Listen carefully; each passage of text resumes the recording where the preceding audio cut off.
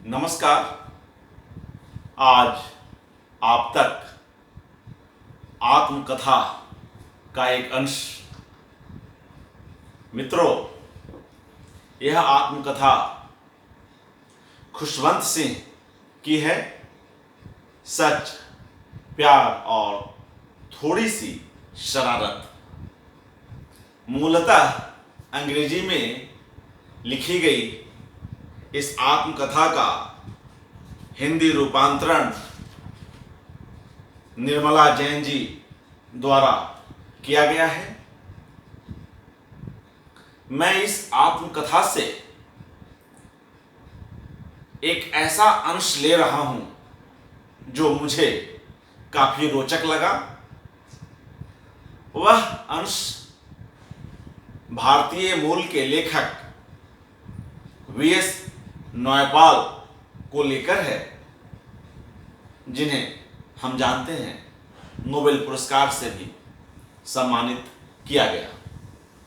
तो आइए खुशवंत सिंह अपने समय के एक महत्वपूर्ण लेखक वीएस नायपाल को लेकर क्या सोचते हैं और क्या लिखते हैं और उनके साथ बिताए गए अपने वक्त को अपनी इस आत्मकथा में कैसे दर्ज करते हैं। यह पुस्तक राजकमल प्रकाशन से प्रकाशित है।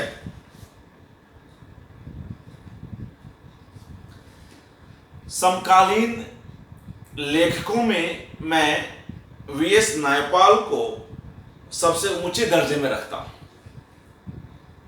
मैंने उसका जो सबसे पहला उपन्यास पढ़ा था वह था अ हाउस ऑफ मिस्टर विश्वास।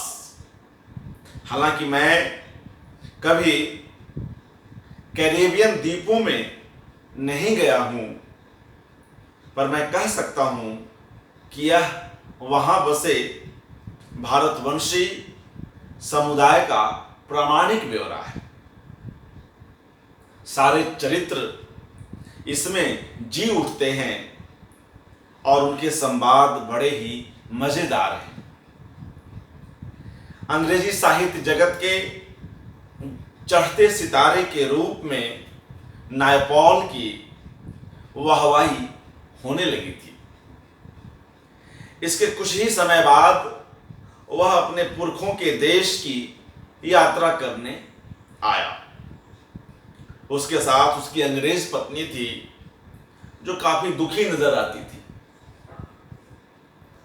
वे जब दिल्ली तक पहुंचे तो लगा कि जो कुछ देखा है उससे दोनों का काफी मोहभंग हुआ है। नायपाल को उम्मीद थी कि भारत के बेटे के रूप में उसकी बड़ी जय जयकार होगी और शायद वह अपनी पत्नी को दिखला सकेगा कि वह कितना लोकप्रिय है।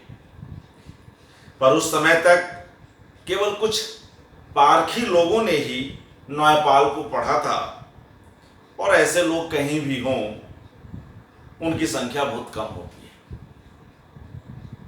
मैं उनका गाइड बन गया। उन्हें मैं अपने दोस्तों के घर ले गया। बहुत कम ने उसे पढ़ा था। उसके स्वाभिमान को सहलाने की खातिर मैं उसे किताबों की स्थानीय दुकानों पर यह दिखाने के लिए ले गया कि उसके उपन्यासों की कितनी मांग है। मैं इन पति पत्नी को सूरज कुंड भी ले गया। फरवरी के आखिरी दिन थे और पुराने दिल्ली शहर के खंडहरों के पास की घाटी पूरी बहार पर आए टेसू के फूलों से दहक रही थी। तुगलकाबाद के किले की बुलंद दीवारों की छाया में हमने गर्मा गर्म कॉफी और सैंडविच का ब्रेकफास्ट लिया। पास के गांव के बच्चे आकर हमें घूरने लगे। उनके कपड़े चिथड़ा चिथड़ा थे। नाक बह रही थी और गंदी आंखों पर मक्खियां भी नक रही थी। अपने एरिया ऑफ डार्कनेस में न्यायपाल ने सूरज कुंड के उस अद्भुत दृश्य को सिर्फ 4 शब्दों में निपटा दिया है, लेकिन गांव के गंदे चिकट बच्चों पर खूब विस्तार से बात की है। कश्मीर के केसर के खेतों के मामले में भी उसने यही किया है। कश्मीर के केसर के खेतों के मामले में भी उसने यही किया है। शरद ऋतु में खिलते केसर के फूलों के बारे में चलते चलाते जिक्र भर करके यह विस्तार से बताने में लग गए कि कश्मीरी औरतें पाखाने के लिए अपने लंबे लंबे फिरन कैसे उठाती हैं। लगता है कि न्यायपाल गंदगी और घिनौनेपन से ग्रस्त हो जाया करता था।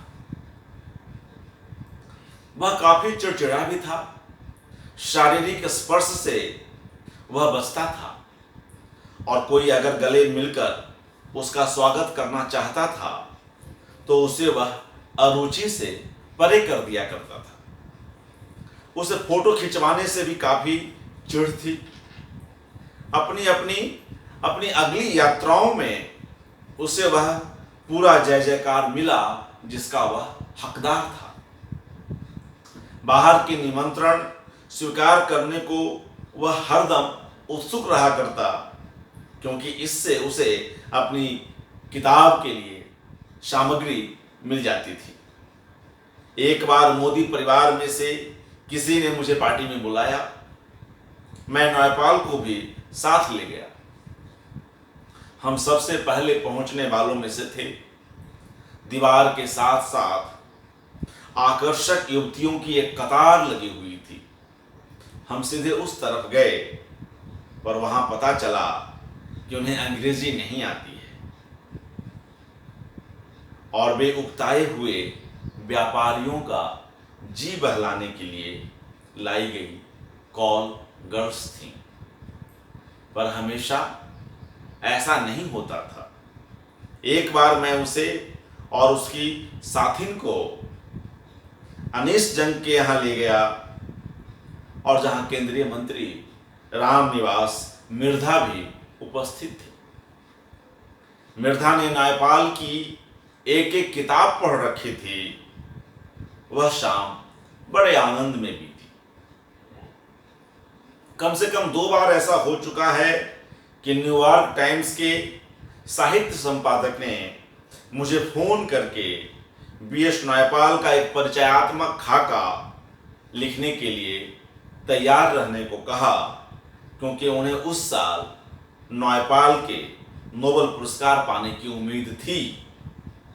मैंने अपने नोट दुरुस्त करके रख लिए, पर वह चिर आकांक्षित पुरस्कार न्यायपाल को नहीं मिला, गो कि वह उसके लायक था।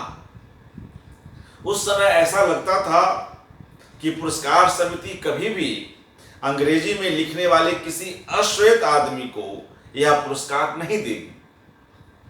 ब्रिटिश सरकार ने न्यायपाल को सर का खिताब देकर इस कमी को पूरा करना चाहा, पर इसमें नोबेल पुरस्कार वाली बात तो नहीं ही थी।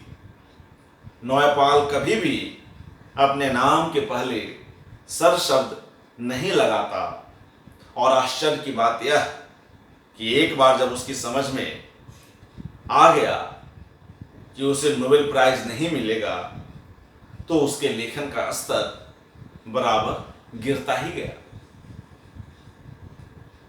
विद्या न्यायपाल के जरिए मुझे उसकी माँ और छोटे भाई शिव से मिलने का मौका मिला।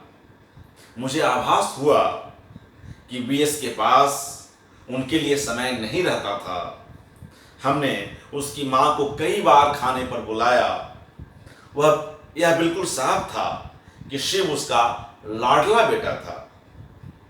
मैं उन्हें दिल्ली की कुछ किताबों की दुकानों पर ले गया।